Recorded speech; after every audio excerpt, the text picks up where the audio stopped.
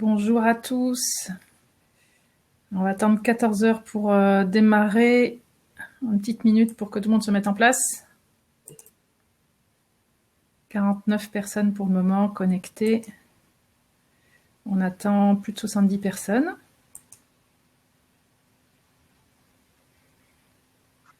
Eh bien, écoutez, 14 heures. On va démarrer pile sur le gong. Alors, écoutez, bonjour à tous, bonjour à toutes pour ce webinaire sur les fondamentaux de la RAEP.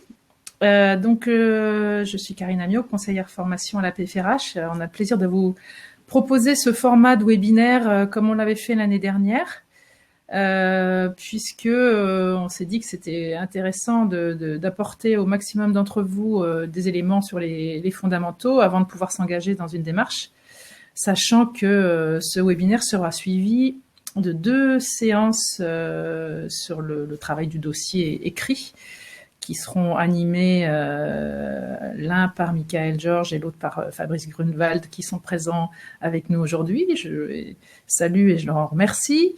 Et donc 2 séances, une le 20 mai et une le 17 juin. Mais on en reparlera à la fin du webinaire. Voilà, alors sans plus attendre, on va aller directement sur le sujet. Bonjour Michael, bonjour Fabrice. Bonjour Karine. Voilà, bonjour. Donc presque 75 personnes pour ce webinaire. Alors, il y a aussi une 4e personne dans l'équipe, puisqu'il y a Aurélie Couturier qui va s'occuper de vous aider si vous avez quelques petits soucis techniques. Donc, je vous rappelle sur le fonctionnement du webinaire. Vous avez un chat participant sur la droite.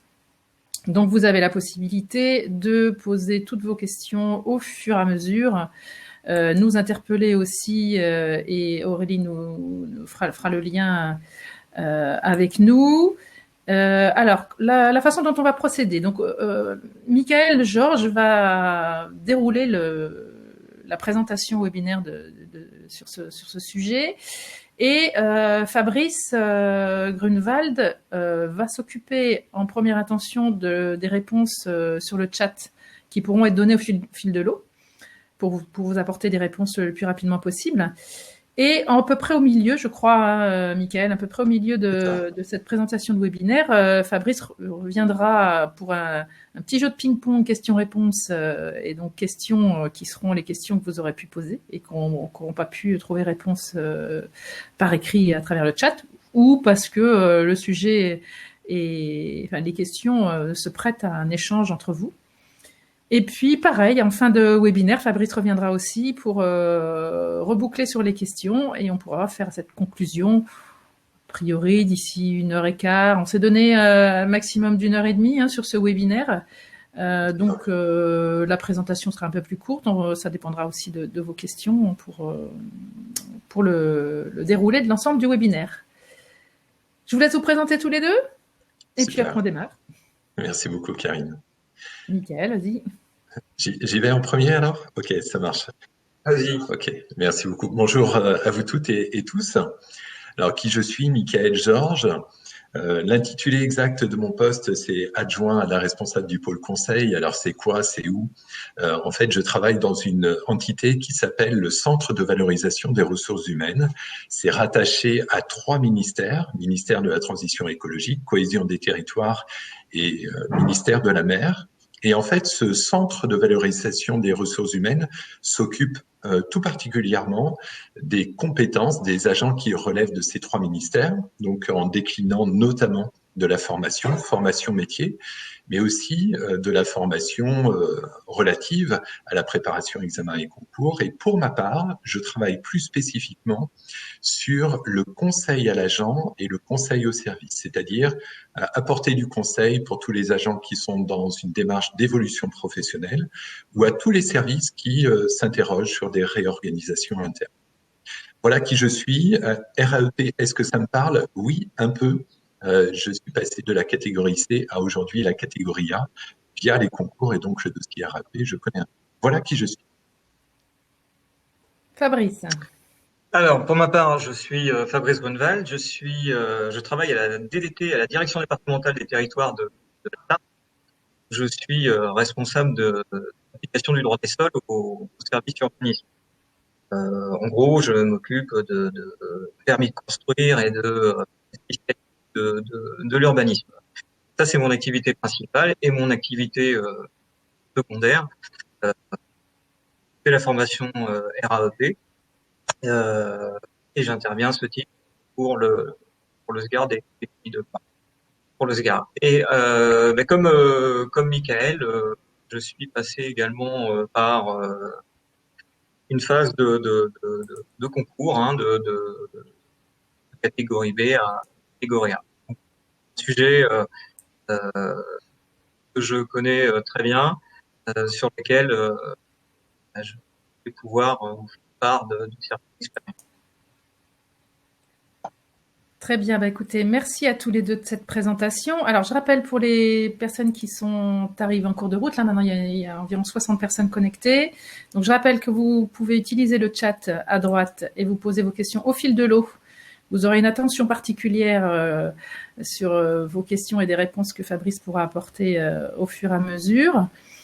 Je n'ai pas précisé que le support qui va vous être présenté là, vous aurez la possibilité de le télécharger à la fin de ce webinaire. Vous recevrez un lien de Webikeo avec à la fois le lien pour le replay, puisque vous avez la possibilité de revisionner ce webinaire qui est enregistré, et de télécharger le support. Donc voilà pour ces éléments. Et bah, écoutez, moi je vous retrouve en fin de webinaire et je vous souhaite à tous et à toutes un bon moment.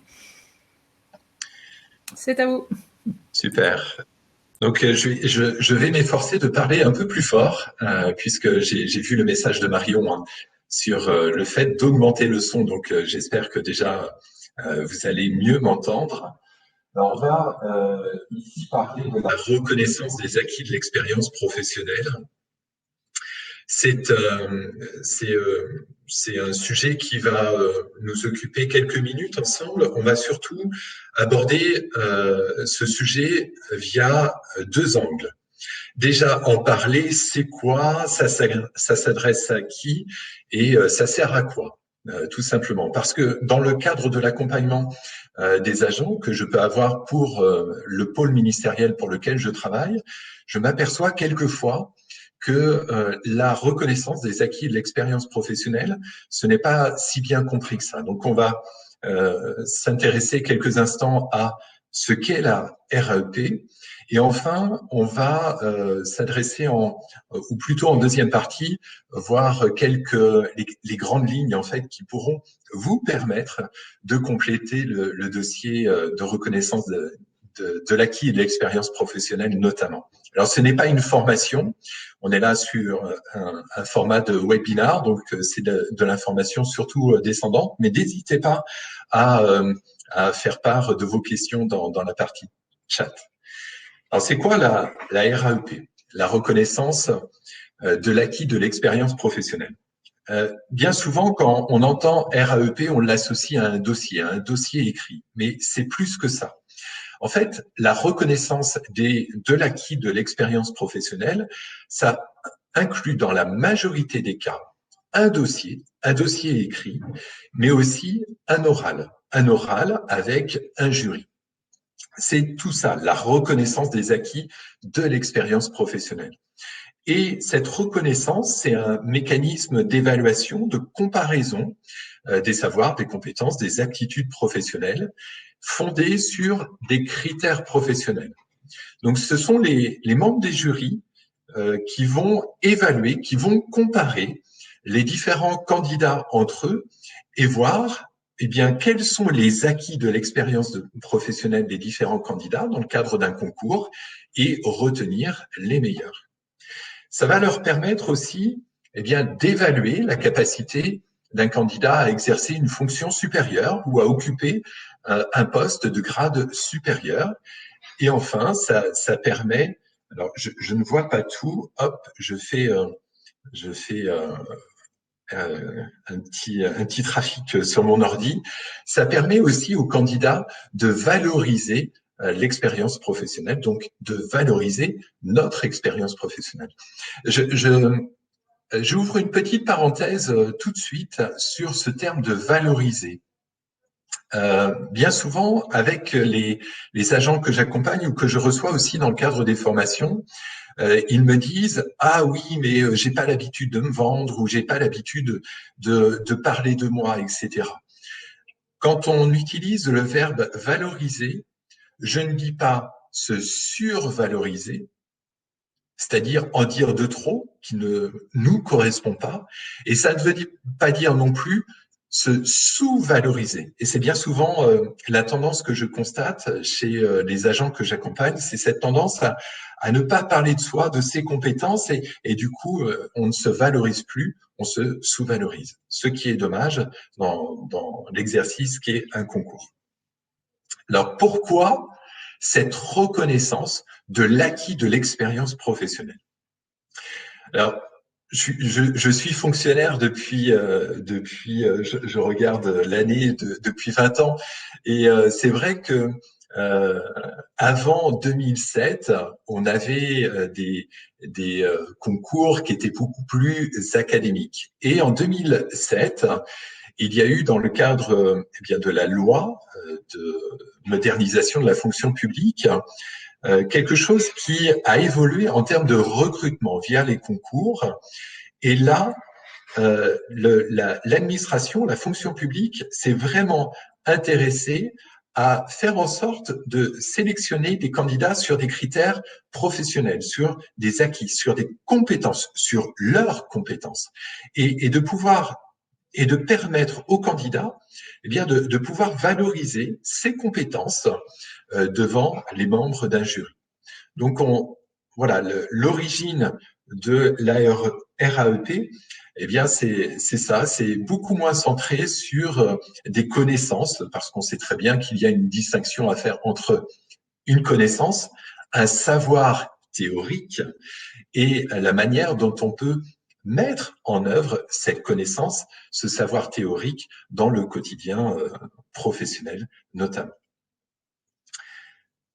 À qui s'adresse la reconnaissance de l'acquis et de l'expérience professionnelle?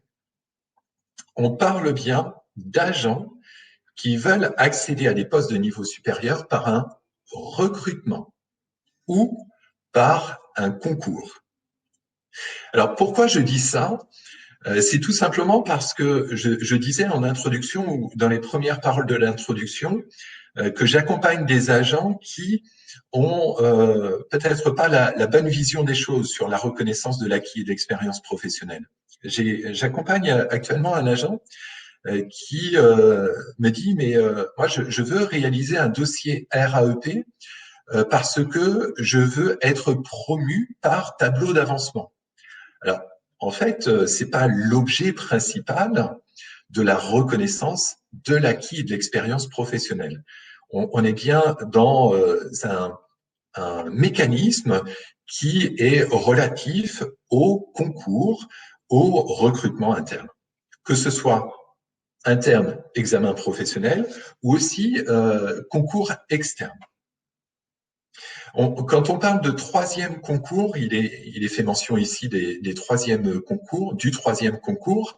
Ce sont pour les personnes qui veulent intégrer la fonction publique et qui ont déjà une expérience professionnelle dans le cadre privé, par exemple, ou dans des activités associatives ou d'élus. Alors, quelle est l'utilité d'une reconnaissance des acquis de l'expérience professionnelle? Alors, déjà, on nous parle d'égalité de traitement. Pourquoi? Tout simplement parce que les personnes qui s'engagent dans une démarche de concours et qui doivent réaliser un dossier RAEP, ils ont tous le même dossier RAEP à compléter, au regard d'un concours bien défini, parce qu'il peut y avoir des différences légères entre les différents concours sur le dossier RAEP. Mais dans le cadre d'un concours, on retrouve le même dossier RAEP demandé. Donc, il y a égalité de traitement. L'utilité d'un dossier RAEP peut aussi permettre aux membres du jury de noter ce dossier. C'est très rare. J'ai fait une recherche et en termes de concours, il y a notamment certains concours pour les attachés d'administration de l'intérieur, par exemple. Voilà, c'est vraiment très rare que le dossier, je parle bien du dossier RAEP, soit noté. Par contre, l'oral, l'entretien avec le jury, lui est noté. Et ce jury reçoit un dossier qui est envoyé par le candidat, dossier qui lui permet de connaître, déjà de mieux connaître le candidat avant de le voir dans le cadre de l'entretien et de pouvoir préparer des questions qui lui permettra de discuter avec le candidat. Et dans la majorité des cas, le dossier RAEP n'est pas noté, alors que l'entretien oral est noté. C'est donc un préalable, le dossier RAEP est un préalable à l'entretien avec le jury. Alors, ça sert de support au jury, comme j'ai pu le dire, hein, ça leur permet de connaître déjà les candidats et ça leur permet de se préparer à des questions. Mais j'ai eu l'occasion, pour la petite anecdote, de discuter un jour avec un membre du jury. Alors, c'était un membre de jury des ingénieurs travaux publics de l'État, puisque je suis ingénieur travaux publics de l'État. Et il me disait, oh là là, mais c'est incroyable, Mickaël, parce que déjà, rien qu'en regardant le dossier RAEP, on imagine à peu près à quoi va ressembler l'entretien avec le candidat. Mais il peut y avoir de belles surprises. Il me racontait eh bien l'exemple d'un candidat, le dossier RAEP, waouh, il donnait pas envie aux membres du jury eh bien de rencontrer le candidat, mais lorsqu'ils ont discuté avec lui, ça a été vraiment réussi. D'ailleurs, ce candidat a été major de sa promo. Donc vraiment, ce dossier RAEP, il faut que vous gardiez ça présent à l'esprit. Lorsque vous l'envoyez, vous donnez une première image de vous aux membres du jury qui vont vous recevoir dans le cadre d'un entretien j'allais dire de recrutement, mais c'est un oral en fait lié à un concours ou à un examen professionnel. Alors, pour vous en tant que candidat, une fois que c'est dit, une fois que je viens de dire que bien justement ce dossier RAEP donne une première image de vous aux membres du jury, ça va vous permettre de le préparer minutieusement pour valoriser votre parcours professionnel. C'est-à-dire, dans la façon dont vous allez présenter votre parcours professionnel, vous allez donner à voir aux membres du jury si votre parcours, eh bien, vous l'avez aimé, ou au contraire, s'il y a eu des difficultés, comment vous avez fait pour mobiliser certaines de vos compétences en vue eh bien, de tenir vos activités professionnelles. Et vous aurez l'occasion aussi, en tant que candidat, en remplissant ce dossier RAEP, à réfléchir eh bien, à vos motivations. Et en fait, ce que je constate, c'est que celles et ceux qui préparent minutieusement leur dossier RAEP ont en règle générale un oral plus facile avec les membres du jury que ceux qui viennent, excusez-moi l'expression, la fleur au fusil un peu, que ceux qui viennent avec un dossier RAEP bâclé. En fait, ils ne se sont pas préparés à valoriser leur expérience, leurs compétences et de présenter leur motivation. Donc, c'est vraiment pour vous, en tant que candidat, l'occasion de vous préparer à l'oral. Et puis, l'utilité du dossier RAEP pour les membres du jury, comme il est dit ici, hein, ça leur permet d'apprécier votre personnalité, vos aptitudes, vos motivations. Alors, personnalité, vous allez me dire, mais comment percevoir la personnalité d'un candidat dans le dossier RAEP ? Eh bien, on verra tout à l'heure qu'il y a une partie de 2 pages, c'est une composition qui est propre au candidat. On est libre, du coup, en 2 pages, d'exprimer ce que l'on a. Et en fonction de notre style, on peut déjà exprimer notre personnalité. Et puis, on exprime aussi notre personnalité en fonction des postes que l'on a tenus.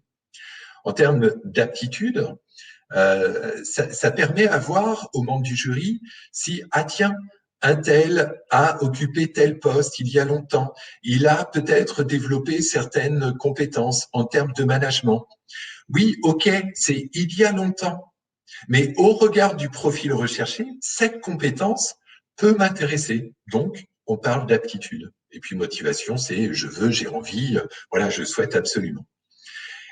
Tout ça va permettre, alors je fais, hop, j'ai une petite difficulté avec l'écran. Voilà, tous ces éléments vont permettre aux membres du jury eh bien, d'identifier et d'évaluer vos activités professionnelles et vos compétences professionnelles au regard des profils recherchés.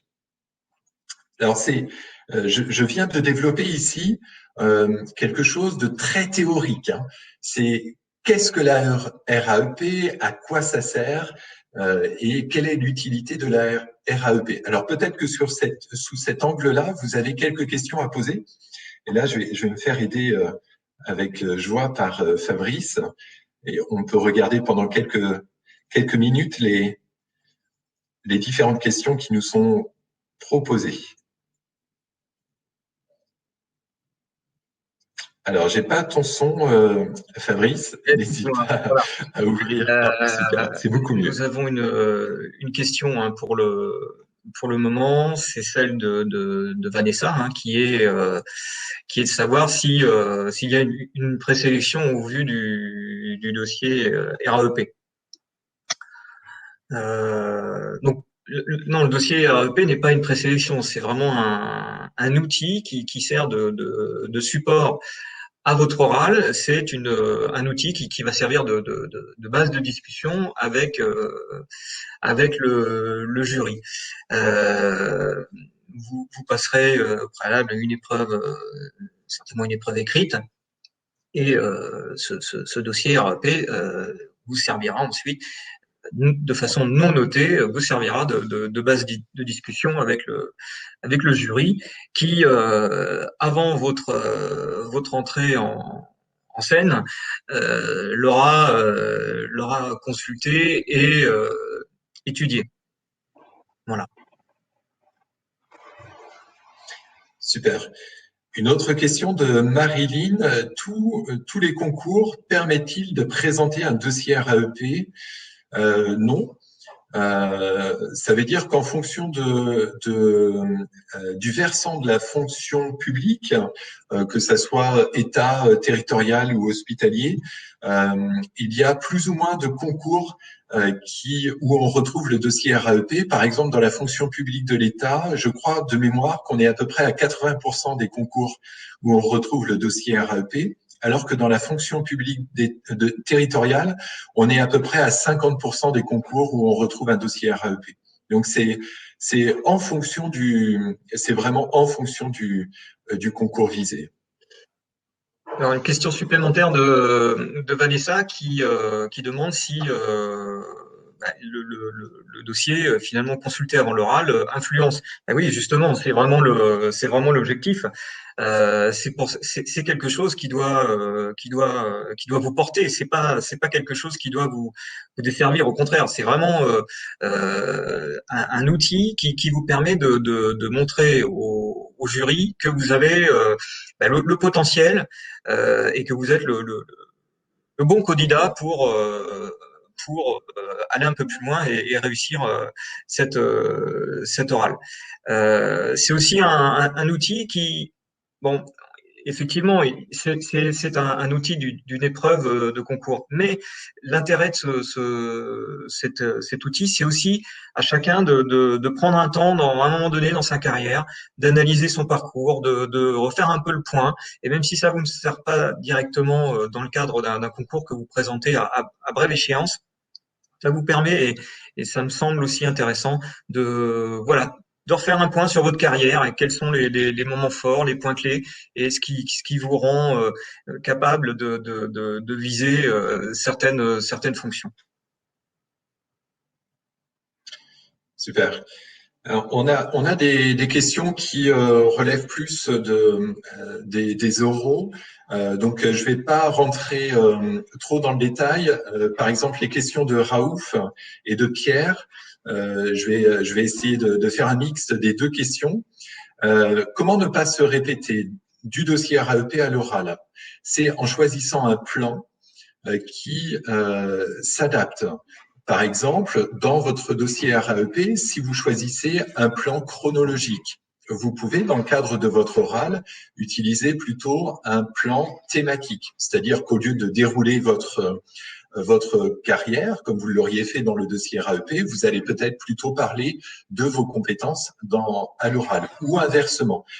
Donc, pour éviter de tomber dans ce piège du copier-coller dossier RAEP oral, choisissez des plans différents. Un oral, en général, se passe de la façon suivante. En fonction du concours que vous visez, vous avez une première partie de présentation de 5 à 10 minutes, suivie d'un échange avec les membres du jury. Les échanges portent sur votre parcours professionnel, sur vos compétences, sur votre motivation, et les membres du jury vont vraiment vous poser des questions qui vous permettra de valoriser vos acquis de l'expérience professionnelle. Donc, quand vous allez justement réfléchir, ou quand à l'oral, on va vous poser des questions, le fait d'avoir travaillé votre dossier RAEP, ça va vous aider, parce que si, par exemple, on vous pose une question sur telle qualité, comment vous avez mis en œuvre telle qualité, vous aurez déjà fait cette démarche intellectuelle dans le dossier RAEP. Ça va vous aider. Alors, on peut passer à une autre question, Michael? Alors, je t'en prie. Une question de Frédéric. Peut-on considérer que le RAEP peut rester le même d'une année sur l'autre, finalement? Alors, effectivement, le dossier pourrait, si vous êtes resté sur le même poste, le dossier pourrait ne pas bouger, mais il paraît peu concevable que vous ayez passé une année sans prendre en charge des dossiers particuliers, sans qu'il y ait une réforme particulière dans votre administration, ou une réforme de certains textes. Enfin, voilà, il y a toujours des évolutions. Et puis, même si ces évolutions sont à la marge, le fait de reprendre son dossier, mais ça permet toujours d'y retrouver de trouver toujours des améliorations à y faire, et au bout du compte, voilà, de le faire évoluer petit à petit. Donc je pense pas qu'un dossier puisse rester statique d'une année sur l'autre. Il y aura toujours des petites évolutions, soit des évolutions qualitatives, soit des évolutions parce que vos missions ont un peu évolué, ainsi que vos structures. Une autre question, on va encore consacrer 3 minutes aux questions, et puis on reviendra après. Je vois une question d'Isabelle sur voilà, votre dossier RAEP que vous présentez depuis 4 ans. Si je comprends bien, on est dans une démarche que j'ai évoquée un peu, sur une démarche d'avancement.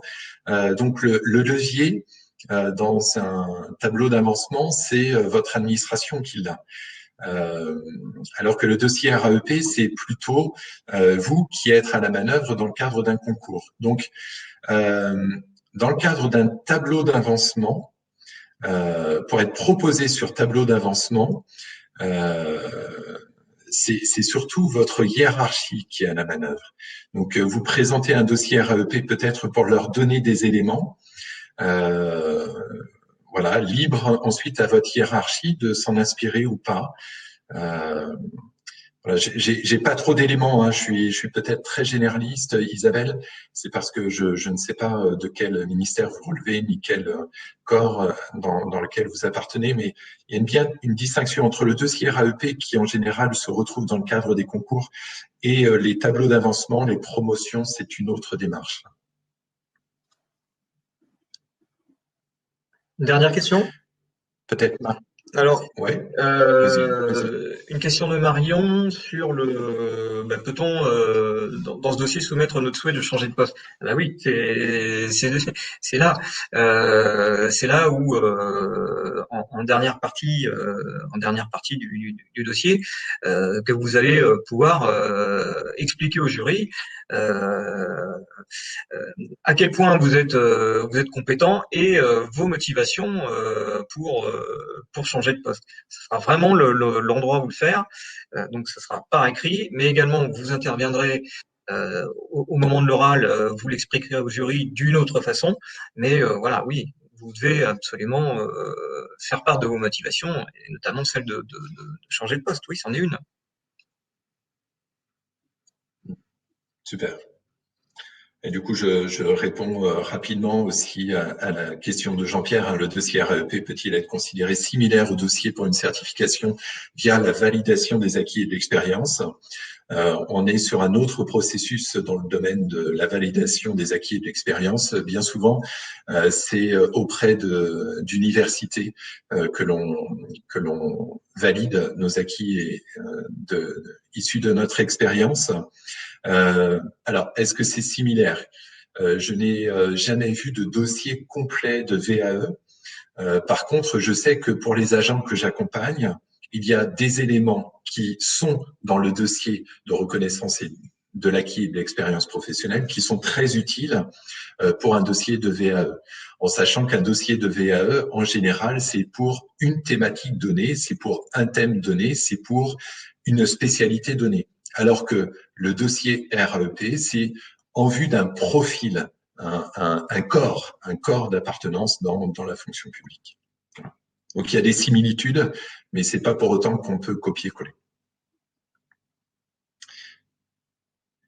Ouais. On est OK, Fabrice, pour continuer? Moi, que tu voulais apporter Mais un je complément? propose de continuer et puis on abordera les autres questions par la suite. Super, ça marche. Merci, Fabrice. N'hésitez pas à continuer à poser vos questions sur le chat. Alors, on va rentrer maintenant dans une partie plus pratico-pratique. C'est le dossier REP. Enfin, la reconnaissance de l'acquis de l'expérience professionnelle, on a bien compris, c'est en général un dossier et l'oral. Et là, on va s'arrêter sur cet aspect du dossier RAEP. Alors, on retrouve en règle générale, même si j'ai vu des différences à la marge en interministériel, on retrouve en général 4 grandes parties. On a une partie d'information, c'est-à-dire que le candidat va présenter son état civil. Oui, c'est évident, mais n'empêche qu'il se présente et il va mentionner dans la première partie tout ce qui est relatif à ses postes occupés. Donc, il va informer les membres du jury de ses principales activités professionnelles ou de ses travaux réalisés et il va les faire correspondre avec ses principales compétences développées. Donc, c'est vraiment de l'information qu'il va transmettre aux membres du jury. Une autre partie du dossier RAEP, c'est une partie plus de composition. C'est en général ce que l'on appelle les acquis de votre expérience professionnelle au regard du profil recherché. Donc là, le candidat a plus la main pour exprimer son style. C'est un peu ce que je disais tout à l'heure. En termes de personnalité, bien souvent, il a 2 pages. Alors, c'est un cadre qui est imposé. Hein. La police, en général, est imposée et le nombre de pages est imposé. Et du coup, là, le candidat, il va pouvoir valoriser ses acquis, donc ses compétences, ses qualités, issus de son expérience professionnelle et il va surtout les faire correspondre en fonction du profil recherché. Ça veut dire que, je sais pas moi, aujourd'hui je suis ingénieur des travaux publics de l'État et puis imaginons que j'ai une passion, le jardinage. Voilà, j'ai le plus beau jardin de tout le quartier. Non, c'est une blague, hein. Je rigole. Mais on comprend bien que même si je suis le meilleur dans une chose, ce n'est pas pour autant que je vais en parler, tout simplement parce que c'est un profil qui est visé. Et puis, on parle aussi dans notre composition de ces acquis de notre expérience professionnelle au regard du profil recherché, de notre motivation. Alors, prenez le temps de réfléchir à ce qui vous motive pour passer ce concours. Bien sûr, en général, c'est une question de traitement, de salaire, dit autrement. Oui, c'est une évidence. Mais ça, c'est pas très porteur dans le cadre d'un entretien, d'un oral. Pensez à ce que vous recherchez. Est-ce que vous avez envie d'avoir plus de responsabilités? Est-ce que vous avez envie d'être plus exposé?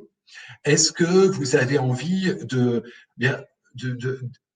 faire un virage à 90, voire à 180 degrés dans votre parcours professionnel? Est-ce que vous avez besoin d'un changement? Posez-vous la question. Qu'est-ce qui me motive aujourd'hui à passer tel ou tel concours? Et c'est ça qu'il faudra faire apparaître dans cette partie, dans cette composition des acquis de votre expérience professionnelle au regard du profil recherché. Donc c'est important. S'il y a bien quelque chose que les membres du jury auront peut-être tendance à regarder en premier, c'est cette fin de cette deuxième partie relative à la motivation. On a ensuite, on retrouve de l'information, c'est-à-dire nos formations. Quelles sont nos formations que nous avons suivies dans le cadre de notre parcours professionnel? Et enfin, quelque chose qui est beaucoup plus concret, c'est-à-dire qu'on aura l'occasion dans une ou deux annexes de pouvoir présenter aux membres du jury un ou deux travaux de réalisation, voilà, c'est mieux, de réalisation concrète que l'on a pu faire. Et ça, c'est vraiment c'est à réfléchir parce que en fait, lorsqu'on présente une annexe, on va montrer aux membres du jury ce que l'on a réellement fait. Et la façon dont on va le présenter peut être très porteur. Donc, comment préparer notre dossier RAEP? C'est en prenant le temps d'investiguer toutes ces parties-là, d'avoir une approche par compétences et principaux travaux réalisés au regard des différents postes qu'on a pu occuper. Alors, qu'est-ce que l'on va faire ressortir? Notre parcours, ah oui, c'est une évidence, mais c'est quand même bien de le rappeler. Je prends souvent l'exemple d'une agent je suis toujours en relation d'ailleurs avec cette agente. Elle a fait le tour du monde à vélo pendant 3 ans. Donc, professionnellement, voilà, pendant 3 ans, il y a eu ce qu'on pourrait dire un trou, mais n'empêche que pendant cette période, elle a fait des choses, elle a développé des compétences professionnelles. Et il s'avère que dans le cadre des concours qu'elle a suivis, eh bien, les membres du jury étaient très intéressés par cette expérience extra-professionnelle. Donc, le parcours, c'est pas simplement un parcours professionnel, c'est notre parcours de vie, notre parcours qui nous a permis de développer des compétences professionnelles.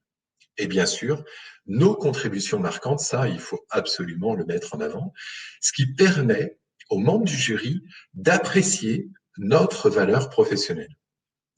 Cette expression que j'utilise, apprécier notre valeur professionnelle, peut-être que ça a fait tilt en vous parce que c'est tout l'objet des entretiens professionnels et de formation. Donc, n'hésitez pas à reprendre vos comptes rendus d'entretiens professionnels et de formation pour justement reprendre les idées fortes qui vous permettront de valoriser votre expérience professionnelle. Dans votre dossier RAEP, n'hésitez pas à montrer votre capacité à exercer des fonctions de rang supérieur. Ça veut dire quoi? Ça veut dire que lorsque vous visez un poste, vous allez très certainement vous rendre compte que l'on attend des agents, quand on vise un profil, pardon, vous allez très certainement vous rendre compte que lorsqu'on vise un profil, on attend dans ce profil telle ou telle capacité. Par exemple, on attend en catégorie A, bien au moins, comment dire ça, une aptitude ou un potentiel au management. Alors on pourrait se dire, ah oui, mais moi, comment je fais? J'ai jamais encadré.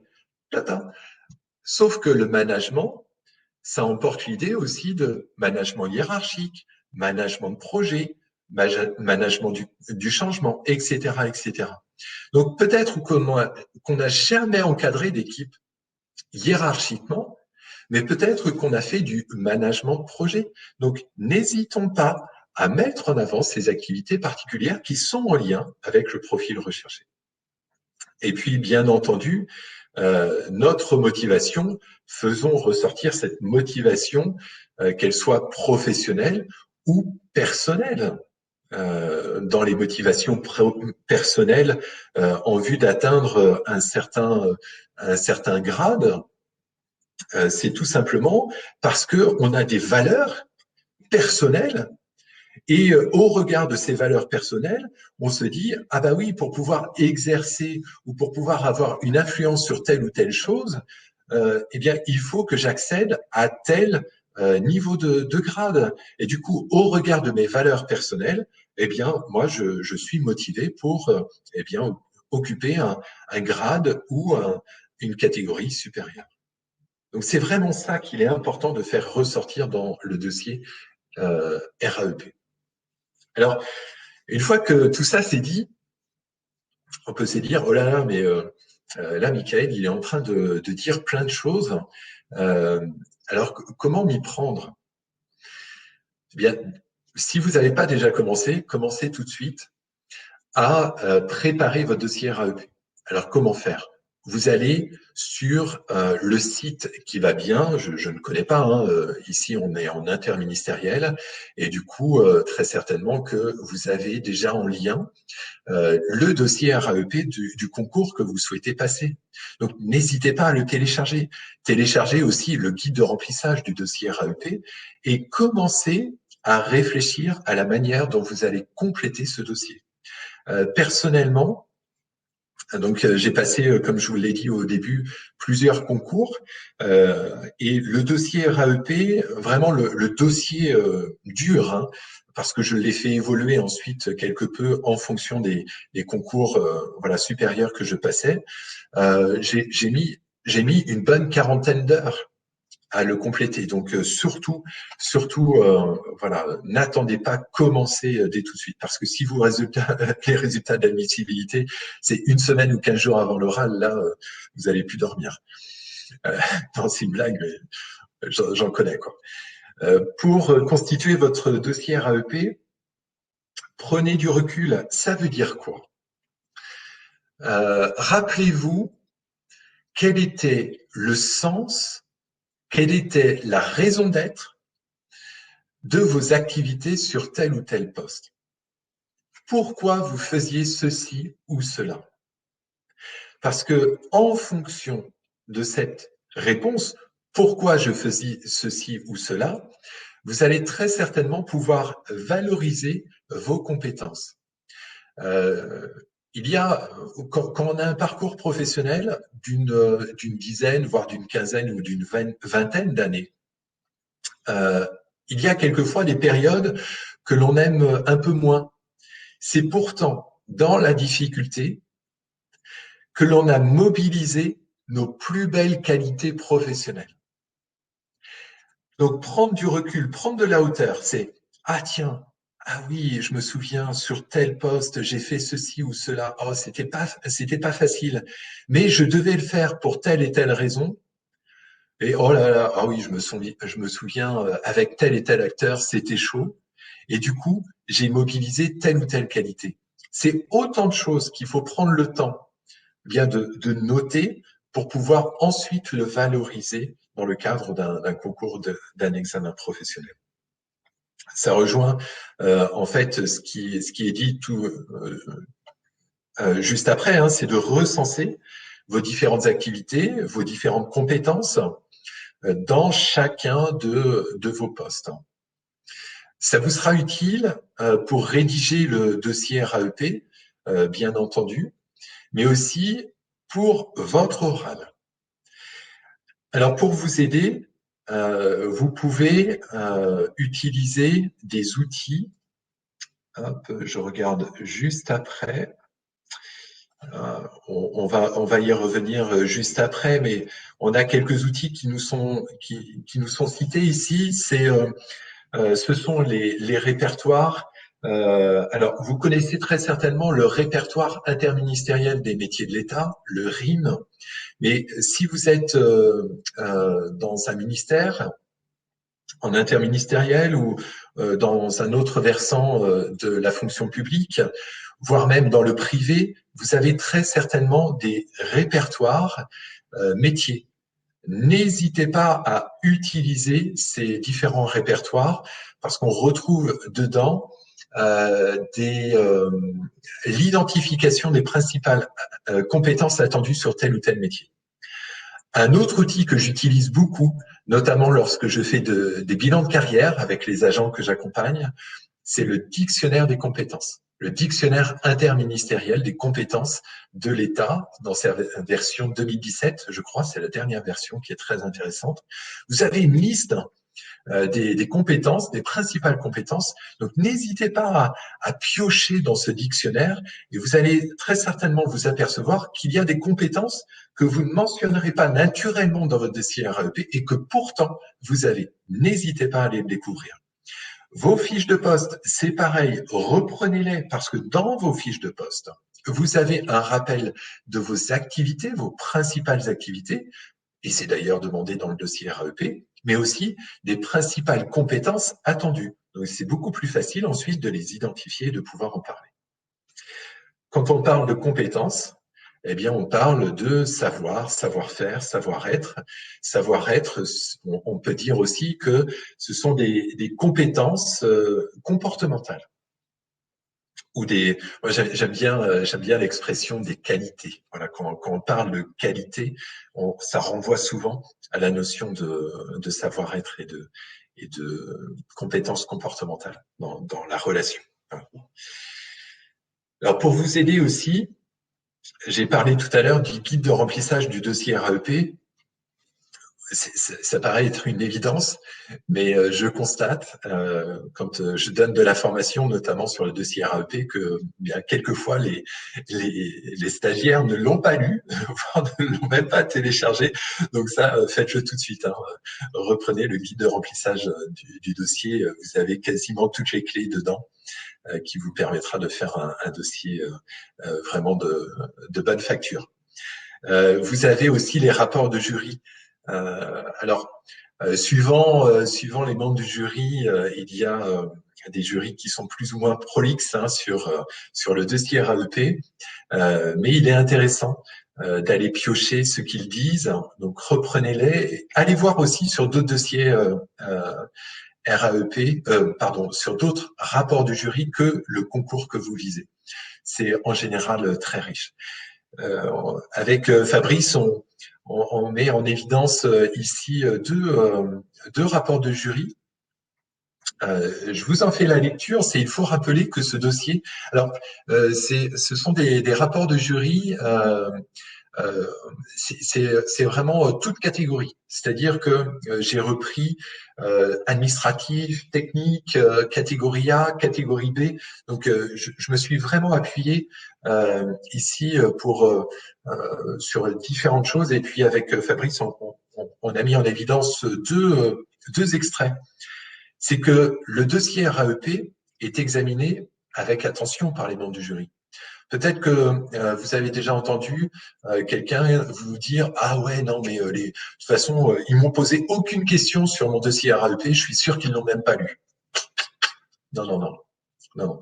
Et d'ailleurs, suivant les concours, maintenant, les membres du jury sont obligés de vous poser une ou deux questions. C'est suivant les concours. Mais en tout cas, Ne vous faites pas avoir, les membres du jury, ils jettent un œil, voire même approfondi sur votre dossier RAEP. Preuve en est, quand j'ai passé mon oral d'ingénieur, à un moment donné, dans la discussion que j'ai eue avec les membres du jury, donc la question, c'est plus trop la question, et puis je dis à la personne, ah bah tiens, au jury, je dis dans mon dossier RAEP justement, j'ai évoqué ce point-là, et là le membre du jury me dit oui, je l'ai vu, c'est bon, on passe à autre chose. Et en fait, ce point que j'avais évoqué, ça tenait en maximum 3 phrases, quoi. Donc vraiment, les membres du jury peuvent vraiment prendre une attention particulière à votre dossier RAEP. C'est comme il est dit après, hein, les membres du jury se préparent grâce au dossier RAEP. Donc vraiment, prenez le temps de bien vous préparer pour ce dossier RAEP. 2 outils en particulier, je les ai déjà évoqués et je vais rentrer un peu plus dans le dur. Le DICO, le Dictionnaire interministériel des compétences des métiers de l'État. N'hésitez pas à le télécharger et je vous donne une petite astuce. Ce que je fais avec les agents que j'accompagne, c'est j'imprime le sommaire du dictionnaire. Si vous imprimez le dictionnaire entier, c'est même pas la peine, quoi. Je crois qu'il fait dans les 400 pages, c'est un truc comme ça. Donc, vous éditez simplement le sommaire. Vous prenez un fluo vert, un fluo orange. Avec le fluo vert, vous surlignez, par exemple, 5 savoir-être que vous êtes sûr d'avoir.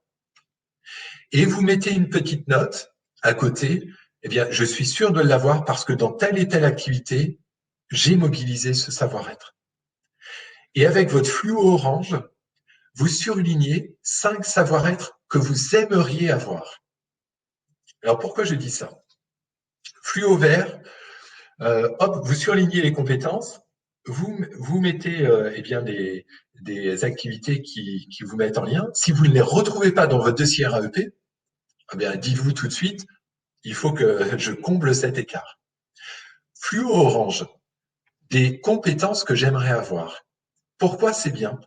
Bien parce que ça peut faire partie de vos motivations. Motivations que vous allez exposer aux membres du jury. J'aimerais tout particulièrement développer cette compétence. Et de ma connaissance du profil visé, je sais que cette compétence est attendue, donc ça me donne envie eh bien d'aller plus loin et justement d'accéder à ce profil parce que je sais que je vais pouvoir développer cette compétence. Voilà, c'est une petite idée comme ça parmi tant d'autres. Le répertoire interministériel des métiers de l'État, prenez-le aussi parce que vous allez retrouver dedans, suivant les postes que vous avez pu tenir, eh bien des compétences au regard de vos postes tenus.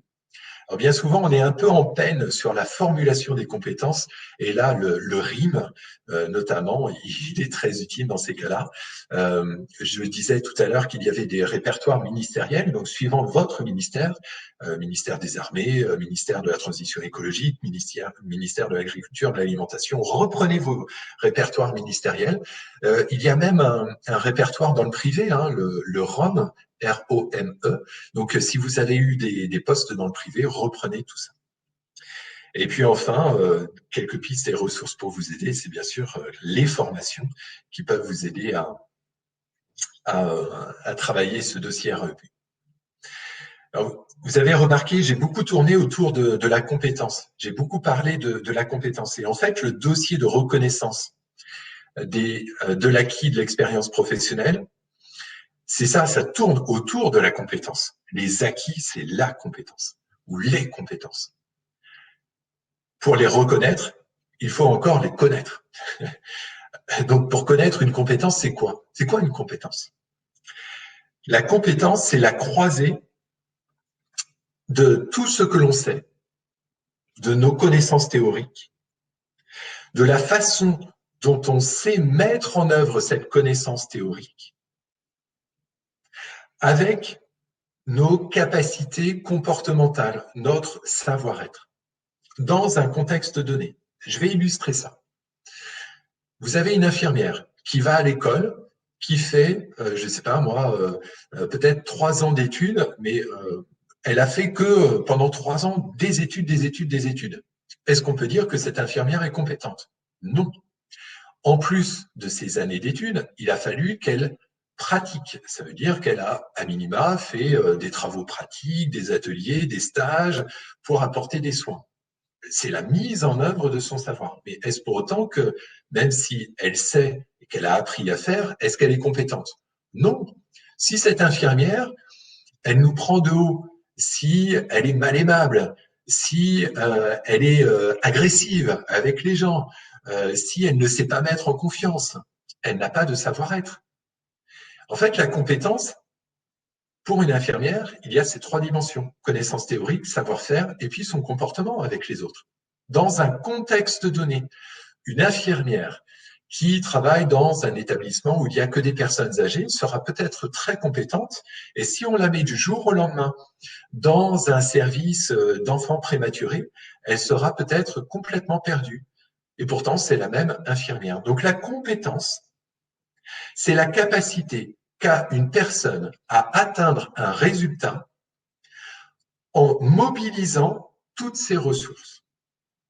C'est ça la compétence. Donc vous parlez de ce que vous savez, de ce que vous savez faire, avec avec vos qualités comportementales dans tel et tel contexte pour pouvoir valoriser vos compétences.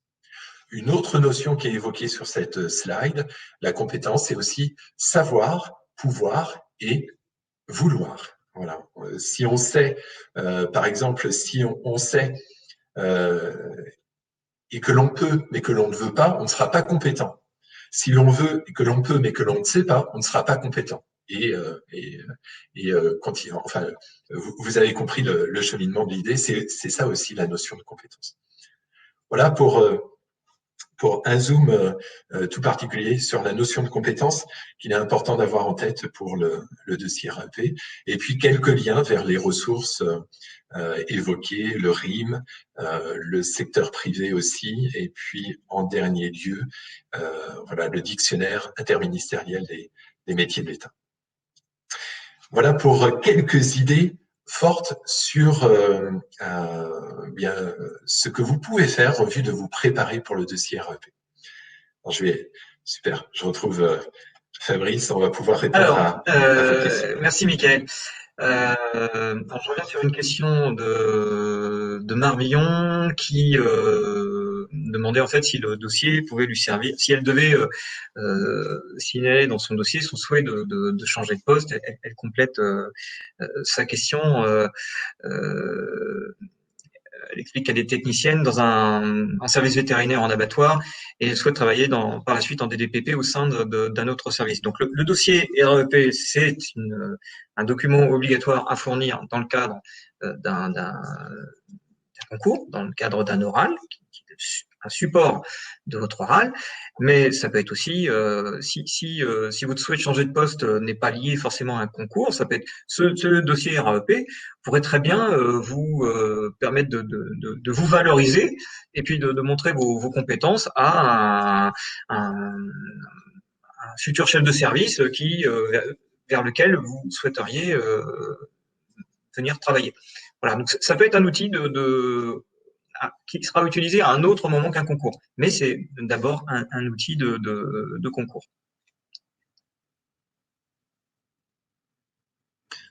Ouais, complètement. Si je peux me permettre, j'ai du coup en tête des agents qui travaillaient en abattoir, donc techniciennes service vétérinaire en abattoir, et qui ont évolué sur des postes en DDPP sur le bien-être animal. Voilà, ça peut être par exemple le contrôle des élevages canins, etc., etc. Et oui, là, vous avez la liberté de pouvoir exposer vos motivations. Ouais, complètement. Du coup,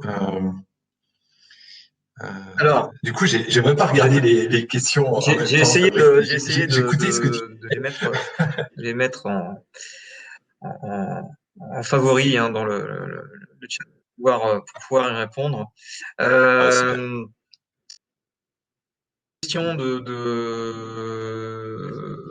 Gwenaël. Lors de ma première rédaction REP, j'avais consacré une page entière au CV au détail de mon CV avant de développer le tableau des postes occupés, détaillant mes activités et travaux. Est-ce pertinent de mettre un CV? Ben, en fait, il faut faire ce qu'on vous demande. Si dans votre dossier, on vous demande un CV, il faut fournir le CV. Et d'ailleurs, bien souvent, le CV est encadré, on vous demande, on vous explique ce qu'on attend et quel doit être son étendue, son nombre de pages, par exemple. Voilà. Mais si on vous demande pas de CV, il ne faut pas fournir de CV. Hein. Le dossier REP, c'est aussi une commande.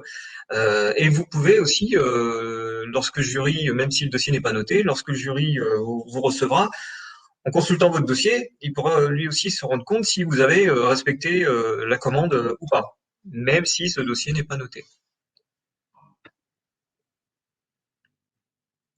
Super, merci Fabrice. Ariane, la question d'Ariane, l'examen pro pour un avancement de grade n'impose pas forcément un changement de poste. Comment démontrer sa motivation? Qu'est-ce qui vous motive, Ariane, pour justement avancer en grade?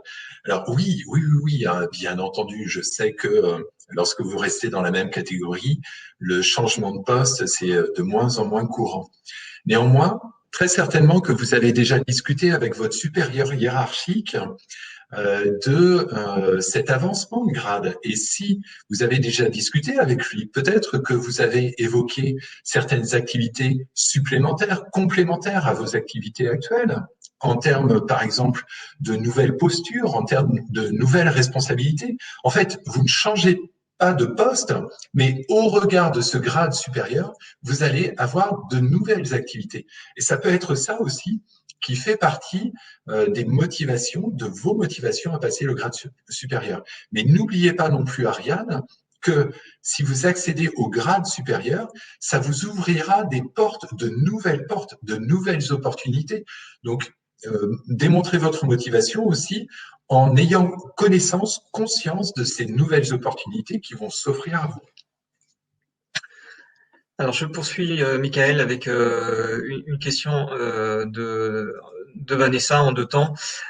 Si on a formé des collègues, est-ce que cela peut intéresser le jury? Bah, évidemment, oui. Alors après, bien faire la distinction dans son dossier sur la notion hein, de est-ce que vous avez formé dans le cadre de formation un peu organisé ou est-ce que vous avez compagnonné? Donc ça, il faut bien faire la distinction pour ne pas amener le jury sur une piste qui serait pas tout à fait la bonne. Mais dans tous les cas, si vous avez eu ce type d'activité, de formation, de compagnonnage, voilà, de tutorat, voilà, ça c'est vraiment des choses à mettre en avant parce que elles démontrent une certaine capacité à piloter, à, aider les autres. Enfin voilà. Et ça, c'est vraiment des choses qui peut intéresser le jury et montrer aussi que vous avez des capacités de management. Et je vais utiliser du coup cette expression management pour répondre à la question de Vanessa hein, sur la distinction encadrement-management. Ça fait suite. Encadrement, c'est en général avec un lien hiérarchique, alors que le management, c'est sans lien hiérarchique. Alors on peut, alors voilà, suivant la terminologie, ce qu'on y met derrière, etc., ça peut être un peu interprété de façon différente, mais l'encadrement, c'est ça. C'est on a une équipe et eh bien on a quelque part un pouvoir entre guillemets sur cette équipe. En tout cas, on est en lien hiérarchique. Alors que le management, si on utilise l'expression management hiérarchique, ça renvoie à l'encadrement. Mais si on utilise l'expression seul management, ça peut renvoyer aussi au management de projet. C'est-à-dire que dans le cadre d'un projet, ça va être une équipe qui va être constituée sur mesure en fonction du résultat à atteindre au regard des compétences des uns et des autres. Et là, il n'y a pas de lien hiérarchique entre les différents membres de cette équipe projet. Donc, c'est une notion que l'on peut garder présent à l'esprit à l'oral, cette distinction. Encadrement, lien hiérarchique, management sans la précision management hiérarchique, c'est un management sans lien hiérarchique. Merci, Michael. Alors, une question à suivre de Patricia. Lorsque l'on a des acquis d'expérience dans le secteur privé, peut-on mettre en avant ces expériences? Alors ça, c'est vraiment une question fondamentale et qui revient très souvent dans le cadre des formations RAEP. Ce qu'il faut comprendre, c'est que le dossier REP permet au jury de connaître et de distinguer votre potentiel. Donc, ce que vous avez fait dans le privé peut avoir autant d'importance que ce que vous avez réalisé ou que vous réalisez dans l'administration. Alors, attention toutefois on reste sur un exercice encadré dans le cadre d'un concours professionnel administratif. Maintenant, si dans le privé, vous avez par exemple dirigé une association, si vous avez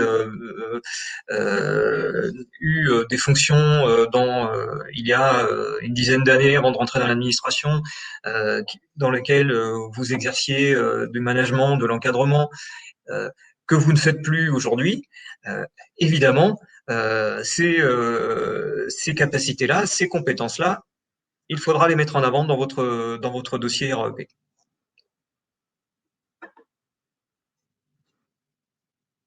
Super, merci Fabrice. Une question d'Astrid. J'ai vu d'autres questions qui avaient trouvé des réponses écrites, donc je passe directement à la question d'Astrid. Dans le cadre d'un accident de vie dans sa carrière, comment peut-on le mettre en valeur? Alors, on a tous très certainement des accidents de vie. Par exemple, dans le privé, je prends des exemples.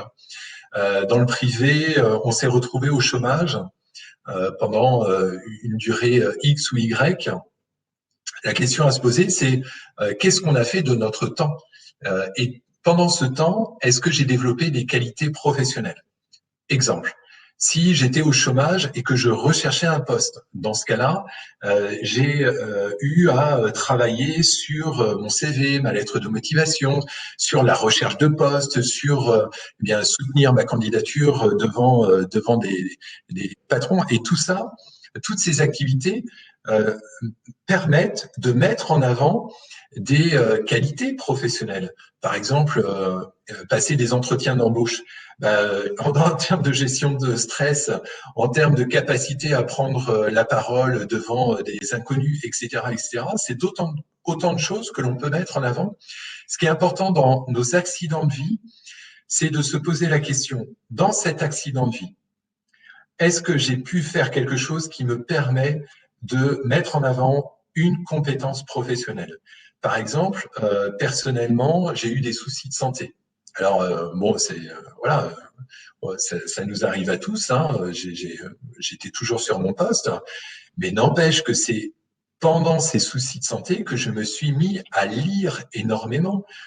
Et grâce à cette lecture régulière que je faisais, parce que je passais mes journées au lit, je lisais, et je peux vous assurer qu'avant et après cette période où j'ai été malade, mes qualités rédactionnelles n'étaient pas du tout les mêmes. Donc il y a toujours quelque chose dans un accident de vie, il y a toujours quelque chose que l'on peut mettre en avant. Pensez-y. Alors, une question de Justine. Pouvons-nous déborder sur les consignes pour la rédaction du RAEP? Entre parenthèses, s'il est demandé une page sur la rédaction des acquis, est-ce que notre rédaction a besoin que cette page, de plus de pages, est-ce qu'on peut compléter? Alors, on va pas forcément déborder sur les consignes de rédaction du dossier, puisque là, on déborderait sur la formation. Mais encore une fois, on doit répondre à une commande et vous serez aussi pas juger là-dessus, mais c'est un a priori qui peut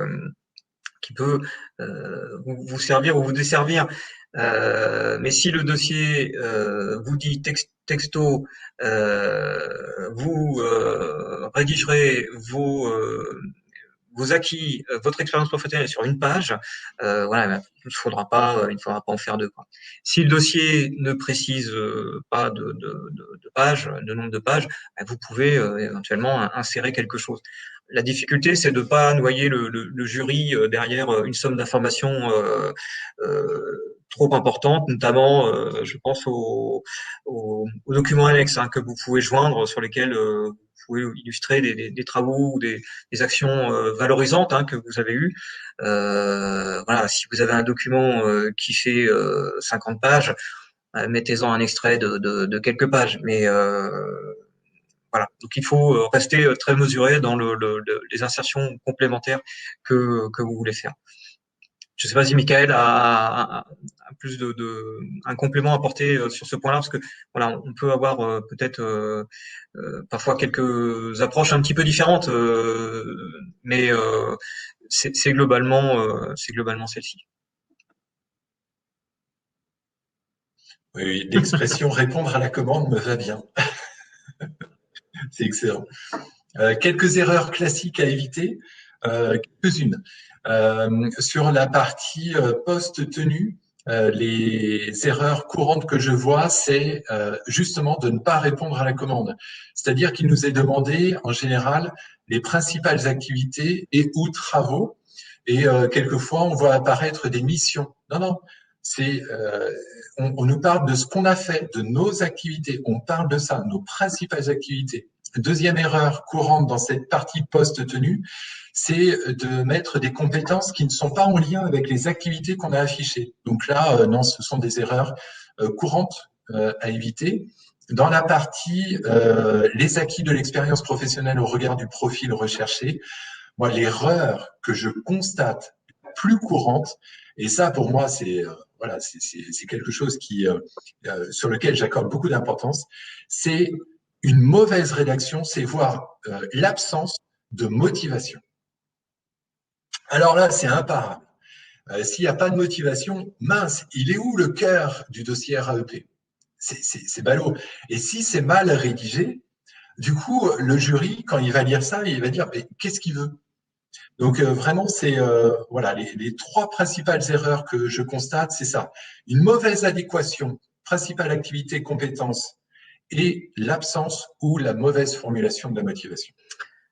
Merci. Alors, je continue avec une question de Patricia. Des compétences acquises via une activité syndicale sont-elles à bannir? Alors ça, c'est un point qui est vraiment très très personnel. Je pense que quelqu'un qui a des compétences et qui a des activités syndicales, c'est quelqu'un qui est tourné vers les autres, qui s'intéresse au fonctionnement de sa structure, qui a des compétences transversales. Et ça, le jury aime bien. Le jury n'est pas forcément intéressé par un candidat qui serait strictement sur un même type de mission ou sans vision un peu large de son service, de sa direction. Le fait d'avoir des compétences, des activités syndicales, vous pouvez le signaler dans votre dossier. Après, voilà, il n'est pas question de faire état d'autres de vos opinions ou d'aller un peu plus loin, mais le fait de montrer que vous avez cette activité-là, on peut montrer au jury que vous êtes quelqu'un de plutôt ouvert sur le fonctionnement de votre structure. Et ça, c'est un point intéressant. Maintenant, aucune obligation. Vous pouvez très bien souhaiter ne pas aborder ce point-là.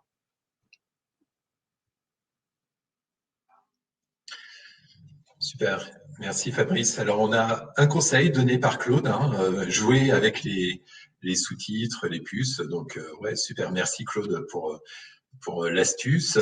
Question de Séverine, comment peut-on valoriser l'handicap dans le dossier RAEP? Alors ma réponse, c'est de valoriser les compétences. Ça veut dire que peut-être qu'un handicap permet à une personne de développer ou de mobiliser plus certaines compétences que d'autres. Ce sont ces compétences qu'il est important de valoriser dans le cadre du dossier RAEP. Je prends des exemples. J'ai eu l'occasion d'accompagner une personne sourde et cette personne sourde, la première fois que j'ai rencontré, c'était pour une formation. C'était d'ailleurs une formation RAEP en présentiel. Et j'avais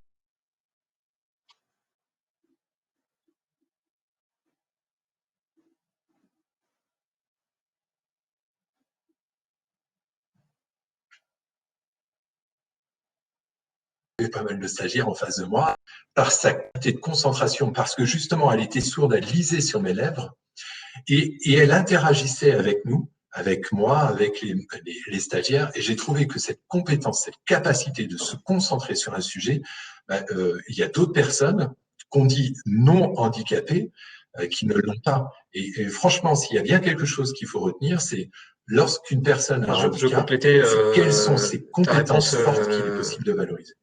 Michael. J'ai dans mon unité une personne qui est malvoyante, qui est reconnue travailleur handicapé, qui a un poste qui est équipé avec du matériel, des logiciels spécifiques. Cette personne exerce son activité sans aucune autre difficulté. Et vraiment, je pense qu'on peut mettre en lumière vraiment des capacités d'adaptation. Ouais. Et en tout cas, voilà, je pense que certains aspects peuvent être complètement valorisés. Euh, alors, une autre question de Jean-Pierre. Je continue, Michael? Je crois que tu vas continuer, Fabrice, parce que Michael est hors ligne, il doit y avoir un petit Ouais, souci. ouais, d'accord. Alors, une question de Jean-Pierre. Peut-on insérer des témoignages de satisfaction ou lettres de félicitations acquises dans l'armée? Alors, c'est un point qui est un petit peu complexe. Je suis moi-même un ancien militaire. Je sais qu'on peut être tenté de mettre ces témoignages de satisfaction dans le dossier. Euh, Ça peut avoir un intérêt, mais en même temps, je pense que le jury va plus être intéressé par dans les annexes, hein, dans les documents annexes, le jury va plus être intéressé par des choses que vous avez produites ou réalisées dans l'administration. Donc très bien insérer ce type de témoignage, mais je pense que à eux seuls ces témoignages ne seront pas suffisants. Et les expériences sont tellement différentes. Si vous avez, par exemple, dans l'armée, eu des fonctions très très opérationnelles, il est parfois un peu délicat de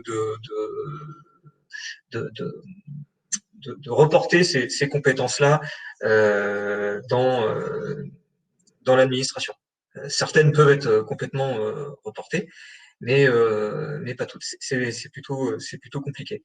Donc, vous pouvez intégrer ces témoignages, mais attention, à eux seuls, ça va pas forcément vous porter vis-à-vis du jury.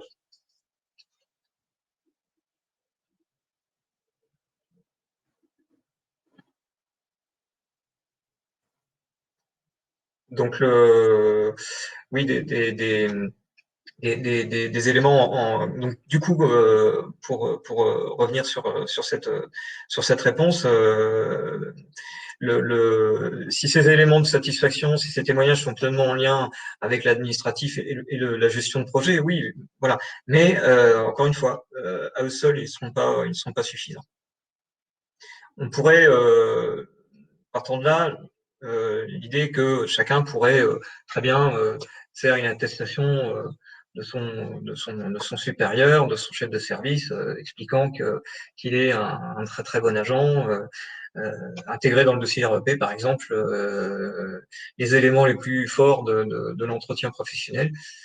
C'est pas le cas. Il faut dans ces parties annexes montrer ce que vous avez pu produire dans le cadre de l'administration.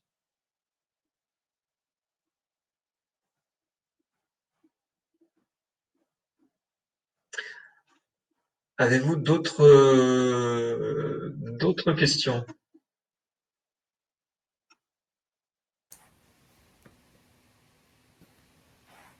Alors, chaque administration dispose de son modèle type de document REP. Où est-il uniformisé? Non. Alors, il n'est pas uniformisé. Chaque chaque direction, chaque ministère, chaque administration a son propre dossier. Hein, il y a un socle commun qui est défini par un certain nombre de décrets. Et ensuite, chaque ministère l'adapte à son contexte. Mais donc parfois on peut trouver quelques différences hein, dans les formulations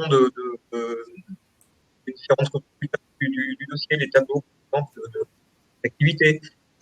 Mais voilà, on va vous demander exactement la même chose. Et que parfois, peut-être, dans certains ministères, on va vous demander un CV, on va pas vous demander de CV. Il peut y avoir quelques modulations et un socle commun. Dans tous les cas, l'esprit sera exactement le même. Donc, si vous suivez, suivez une formation interministérielle, par exemple, et même si parmi les stagiaires sont présents des personnes d'autres administrations avec d'autres types de dossiers, ça ne posera aucun problème.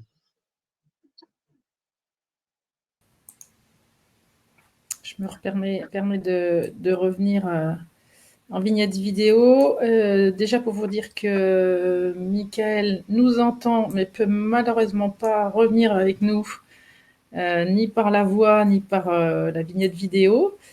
Voilà, c'est dommage parce qu'il a fait une brillante présentation et qui s'est relayé avec ce duo de choc qui a permis de répondre à toutes les questions qui ont été posées.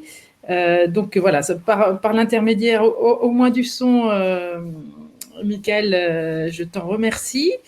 Merci aussi Fabrice. Donc je crois que visiblement toutes les questions ont trouvé réponse. Merci pour cette présentation claire, précise, enrichie d'illustrations et de participation de vous, hein, qui étiez quand même plus de 70 à suivre ce webinaire. Si je peux me prêter un petit exercice de synthèse hyper rapide, est-ce que si je dis que finalement la démarche de RAEP, c'est avant tout une réflexion personnelle sur le parcours professionnel qui permet de formaliser des compétences et de mettre en avant des aptitudes pour aller vers des postes cibles.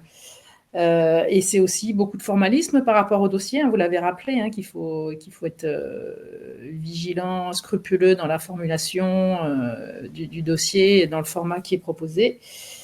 Et puis derrière, c'est aussi la capacité à incarner tout ce qui a été écrit dans le dossier pour que lors de l'oral, il y ait un échange assez fluide avec le jury.